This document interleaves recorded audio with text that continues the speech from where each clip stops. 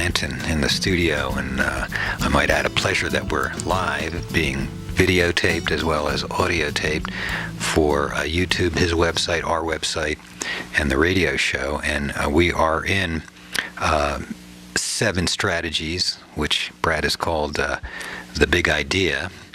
And we were in number 5 and finished that cafe ideas. I really like that. And number 5 is titled Create a New, Deeply Democratic Form of Government. And number 6, Establish a World Commonwealth Based on Deep Democracy. If there's anything on 5 that you need to summarize before we go to 6, that's fine with me. This thing about democracy is a bit misleading to my understanding. Anyway, democracy says you can vote and the majority gets to choose. But there was also a thing that was thrown in that our founding fathers used, that we're a republic.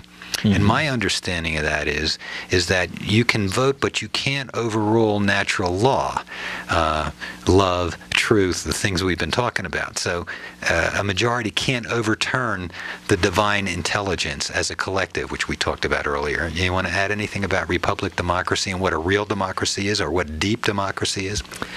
Well, deep democracy is distinguishable from the more superficial idea of just voting for a majority. Okay. Right? It has to do with actually sticking with the conversation, listening to everyone, working out something. It's a higher form of compromise than the compromise of Barack Obama with the Republicans. It's like the difference between that low-level, little teeny, stupid strategy and a strategy where you hold everybody's nose to the grindstone, and everybody says what they like and don't like, and you negotiate a peace between warring parties, for example. Like, I knew some of the people who helped come up with the accord, the Camp David Accord, which lasted longer as an agreement between Israel and the Arab states than most others. And they spent the first 2 days cussing and yelling at each other and saying that they wanted to kill each other and why, and who had been, that they knew had been killed by them. And they actually, the group leaders, that's all been kept secret. That's been, and I just happened to know somebody that was a worker there. But basically, the accord they eventually came up with was out of them having fully expressed their anger and resentment and hurt and grief, and told these people that were their enemies that they were their enemies, and then worked it, like, expressed it tremendously, and then say, okay, but we still live next to each other, what are we going to do? And then they came up with something. If that was the form of a negotiation, it would work. And deep democracy is about having everyone be heard, and then everyone making a decision together. There would still be some people disagreeing, and the majority would still be probably the ones who were predominant, but everyone would get that they had been considered and that they had been heard. And it's not that hard to arrange. Yeah. It's just not as superficial as what people normally call democracy. Well, it would seem to me that's what a deep democratic government and administration would oversee, like the cafes or the gatherings. It's not just going into a voting booth and making your choice, but it's preceding all the issues that you're voting on. Well, Michelle Obama is very interested in this now and is learning about it. And so she's actually, like, I've lost all faith in her husband, but maybe there's a chance that she'll rescue us. Well, she looks like she has a little power in the relationship. Yeah, you know, maybe. Yeah. So maybe if she gets the World Cafe working, that we could actually have the job of overseeing deep democracy be something that was consciously discussed there. Okay. Then so the next idea is for a worldwide commonwealth, because the United Nations is just a setup for the people who control, the wealthy people who control the government of the United States to control the world. And basically, we have veto power over all these things. And basically, there's not anything at all democratic about it. It's fundamentally an empire. It's not it has nothing to do with democracy. It has to do with money. And so the World Bank and the United Nations, everything there is basically overruled by rich people. It's set up in the structure. We need a world commonwealth where we take all the people of the world, say we could divide the population into 6 units, and we could have rich people and poor people and everything in all those units. We could have like 300 representatives from each unit or something like that. We would come up with some way of having people come up with they would have the army, and they would have the fundamental control over the economy, and nation states would not. Nation states would be kind of like states are in the United States, and the world commonwealth could work.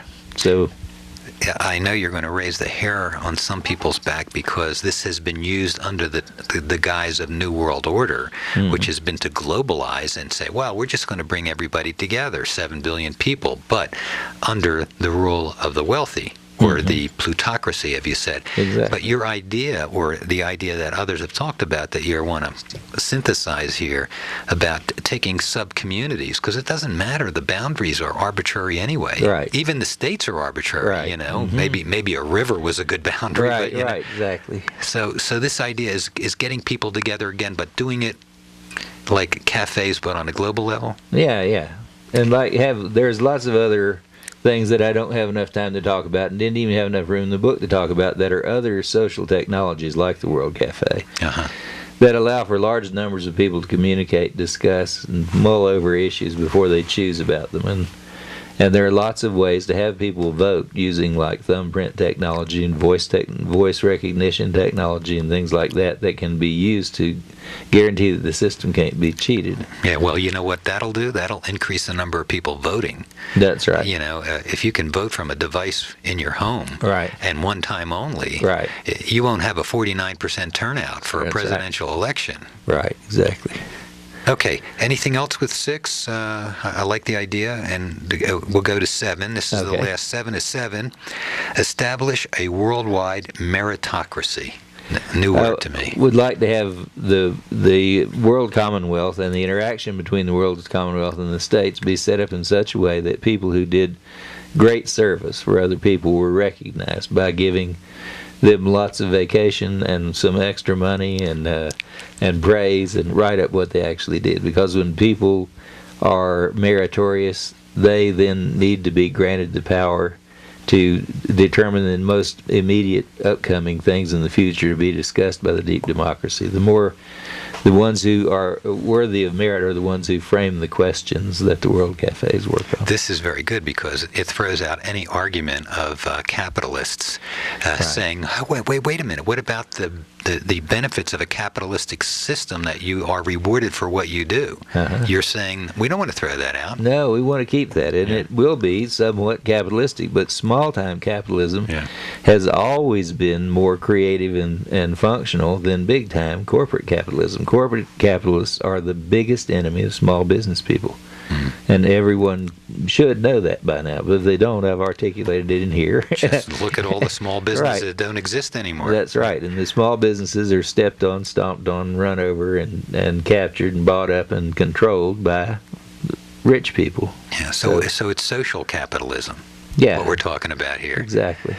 All right, so those are the 7 ideas. I think what I'd like to do, though, is take one more break here. We've covered the 7, and do kind of a wrap-up segment, if you're okay with that with me. And we'll review everything, and you can do a closing on what people can do with this, because it's radical. As many of your other thoughts and ideas have been. Radical honesty back in the 90s. And I might close by saying, here it is, the Korporate Kannibal Kookbook, The Empire is Consuming Us, just out. Got to read the book. All right. Got to read the book.